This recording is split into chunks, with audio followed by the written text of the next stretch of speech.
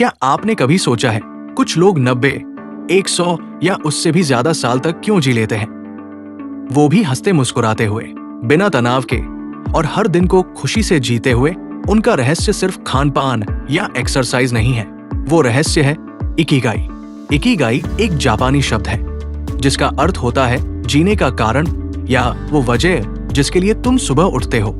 Japan के Okinawa द्वीप में लोग कहते हैं हम कभी रिटायर नहीं होते क्योंकि हमारा इकिगाई हमें हर दिन जीने की नई वजह देता है।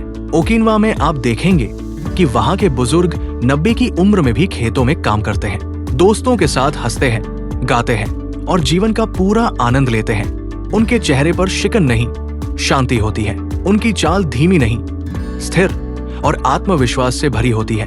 उनकी ये जीवंतता सिर्फ उनकी आदतों में नहीं बल्कि उनके जीवन दर्शन में छिपी है, इकिगाई में। इकिगाई हमें सिखाता है कि एक मीनिंगफुल जीवन 4 बातों के संगम से बनता है। एक, जो तुम प्यार करते हो, व्हाट यू लव। 2, जिसमें तुम अच्छे हो, what you are good at. 3, जिससे दुनिया को फायदा हो, व्हाट द वर्ल्ड नीड्स। 4, जिससे तुम अपनी रोजी कमा सको, what you can be paid for. जब ये चारों बातें एक जगह मिलती है, वही होता है तुम्हारा सच्चा इकिगाई।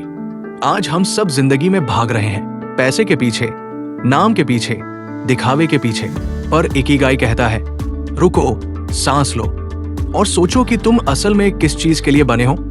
तुम्हारी खुशी किसी बड़ी सफलता या महंगे ब्रांड में नहीं छिपी, वो छिपी है उस काम में जिसे करते वक्त तुम वक्त का एहसास भूल जाते हो।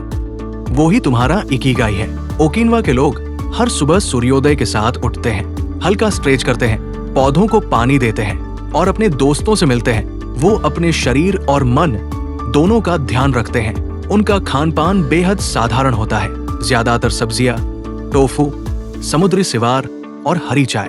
और हाँ, वे हमेशा हरा हाचीबू नियम मानते हैं, यानी पेट का सिर्फ 80% हिस्सा भरना ताकि शरीर हमेशा हल्का और सक्रिय रहे।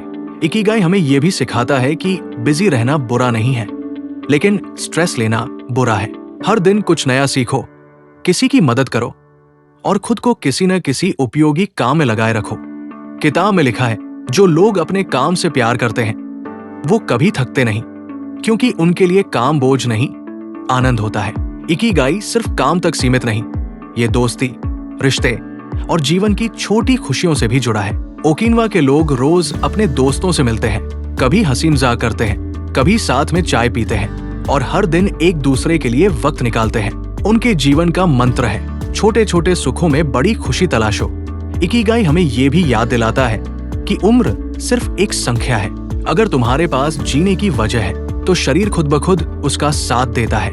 हर दिन अपने जीवन में कुछ ऐसा खोजो जो तुम्हें भीतर से जगा दे, कोई शौक, कोई कला, कोई उद्देश्य जो तुम्हें अपने आप पर गर्व महसूस कराए।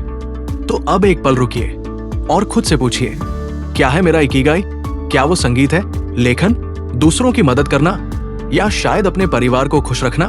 जो भी हो उसे अपनाइए, उसे जिए, क्योंकि वही आपका असली जीवन है।